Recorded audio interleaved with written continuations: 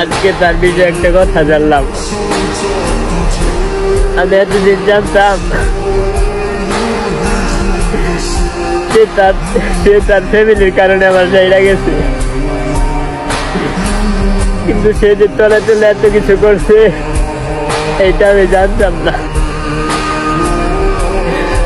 আজকে আমার পৃথিবী সব থেকে খারাপ মানুষ মরাইতেছে, সব থেকে।